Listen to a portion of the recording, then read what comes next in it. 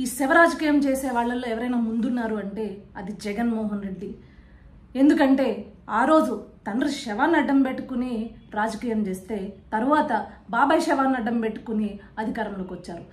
ఈ రోజు ఆఖరికి ఏ స్థాయికి దిగజారిపోయాడంటే జగన్మోహన్ రెడ్డి తన అభిమానులు కార్యకర్తల శవాల్ని అడ్డం పెట్టుకుని ఆ శవాలపైన రాజకీయం చేద్దాము అని చెప్పేసి ఏ స్థాయికి దిగజారిపోతాడో రాజకీయం కోసము అధికారం కోసం అనేది మరొక్కసారి నిరూపించుకున్నాడు.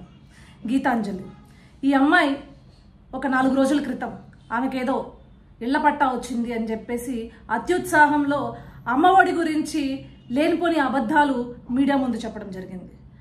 అప్పుడు తెలుగుదేశం పార్టీ వాళ్ళు కావచ్చు లేకపోతే జనసేన వాళ్ళు కావచ్చు కేవలం ప్రశ్నించింది, నువ్వు 5 సార్లు అమ్మఒడి వచ్చిందని చెప్తున్నావు, ఒకటి ఫిక్స్డ్ డిపాజిట్ చేశానంటున్నావు, కానీ అమ్మఒడి వచ్చింది 4 సార్లు మాత్రమే కదా అని చెప్పేసి ప్రశ్నించడం జరిగింది. కానీ ఆ ట్రోలింగ్స్కి మనస్తాపానికి గురైపోయి ఆమె సూసైడ్ చేసుకుంది అని చెప్పేసి నమ్మబలికించేందుకు అడ్డమైన ప్రయత్నాలు చేశారు ఈ Jaganmohan Reddy and co batch, YSRCP Paytm batch. ఆమెకి 2 రోజుల క్రితం యాక్సిడెంట్ జరిగితే అంటే 7వ తారీఖు ఆమెకి యాక్సిడెంట్ జరిగినట్లుంది. జరిగితే ఆమె వీడియో వైరల్ అవ్వడం కూడా 8వ తారీఖున వైరల్ అవ్వడం జరిగింది. అంటే నిజం చెప్పులేసుకుని ఇంటి బయటకు వచ్చే లోపు అబద్ధం ఊరంతా తిరుగుతుంది అనే సామెతని ఈరోజు వైఎస్ఆర్సీపీ పార్టీ వాళ్ళు రుజువు చేశారు.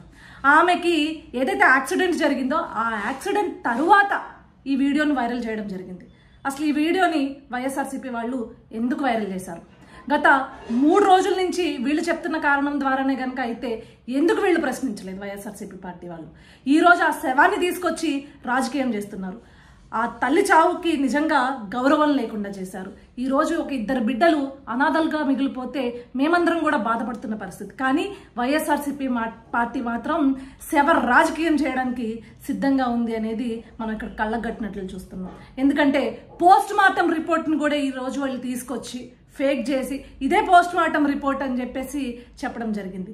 ఈ రోజు తీరా చూస్తే అసలు ఆ పోస్ట్ మార్టం రిపోర్ట్ ఏంటి అని చూస్తే ఆమె బై యాక్సిడెంటల్గా అక్కడ ట్రైన్ హిట్ చేసింది, రైల్వే స్టేషన్లో ఆమె పట్టాలు దాటుతున్నప్పుడు హిట్ చేసింది అనేది ఇక్కడ మనకి రిపోర్ట్ రావడం జరిగింది. అంటే ఏ స్థాయికి వీళ్ళు దిగజారుతారు, ఏ స్థాయిలో వీళ్ళు దిగజారి రాజకీయాలు చేస్తారు అనేది మరొక్కసారి ఈ వైఎస్ఆర్సీపీ పార్టీ వాళ్ళు నిరూపణ చేసుకున్నారు.